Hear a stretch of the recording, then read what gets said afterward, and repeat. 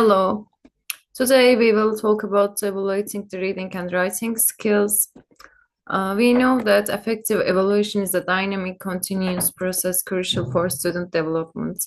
And there is a assessment cycle that we have to look into for observing our students more correctly. First, we have to observe them.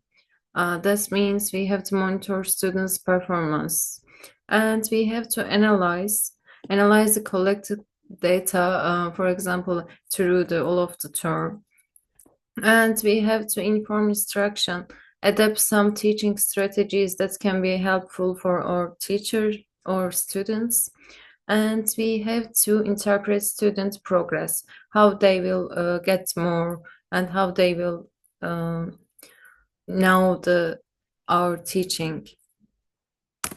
And there is a purpose, of course, in evaluation in education, and evaluation is a crucial tool for understanding student progress in reading and writing. It provides actionable insights to guide instruction and foster growth.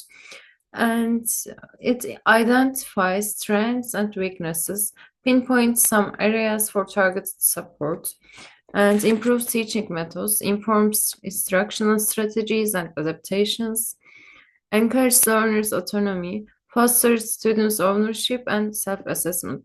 Like Homer said, assessment should support learning, not just measure it. And we have two type of assessments, formative versus summative. Both assessment types are vital and with distinct yet complementary roles in learning process for writing and reading. And formative assessments say that learning for progress. We have to look into the progress. Monitors ongoing learning, provides feedback, and guides instructions. For example, quizzes, exit tickets, draws, and peer feedback is one of the examples of the formative assessment. And there are some strategies, frequent checks, immediate feedback, and self-reflection. For summative, we are just focusing on evaluating the achievements, evaluates learning at the end of a period, measures achievements, and assigns grades. For example, final exams, major projects, and standardized tests. For these strategies, align with outcomes, use rubrics, and ensure validity. Formative feedback informs preparation for summative tasks, fostering deep learning and growth. And let's now look into reading assessment strategies. Effective reading assessments covers various phases to gain a comprehensive understanding of a student's literacy skills. First of them is comprehension. Comprehension means it evaluates understanding of the literal meaning, main ideas, and supporting details within a text. While we are reading, we have to comprehend these main ideas and literal meanings. And we have to look into inference and prediction. This helps us to assess the ability to derive meaning beyond the explicit text and anticipate the future events or outcomes. And text organization is very important too, because we have to check understanding of how different text structures, chronological, cause, effect, impact, meaning.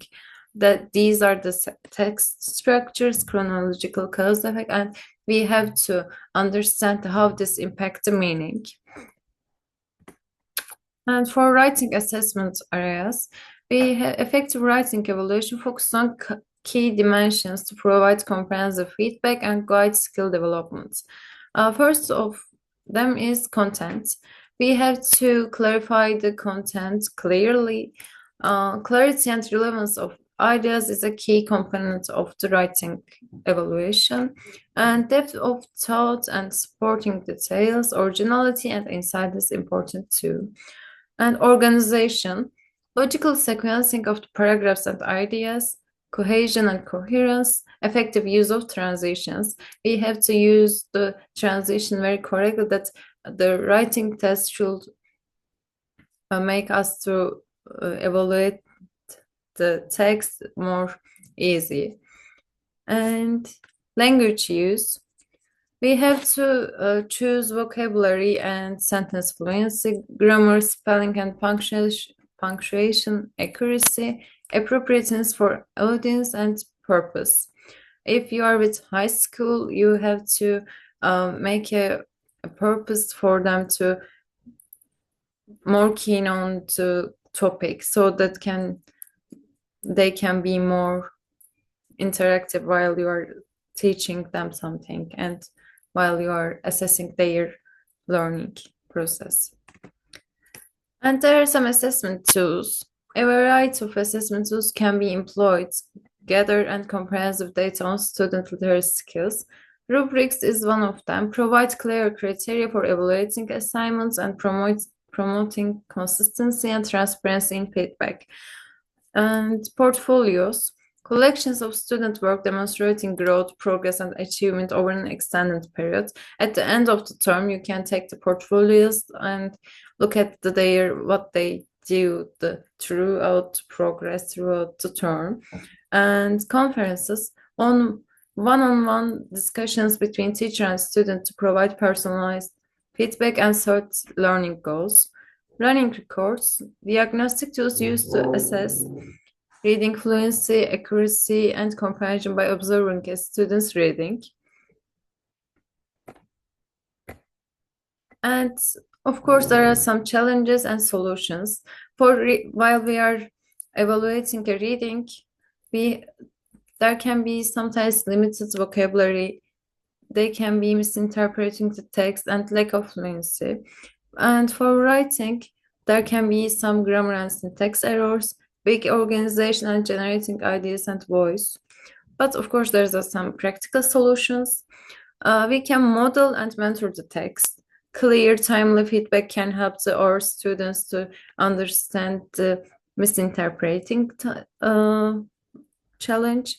And peer review is one of the most acceptable solutions, and explicit vocab and reading strategy instruction, scaffold writing process, and differentiated support.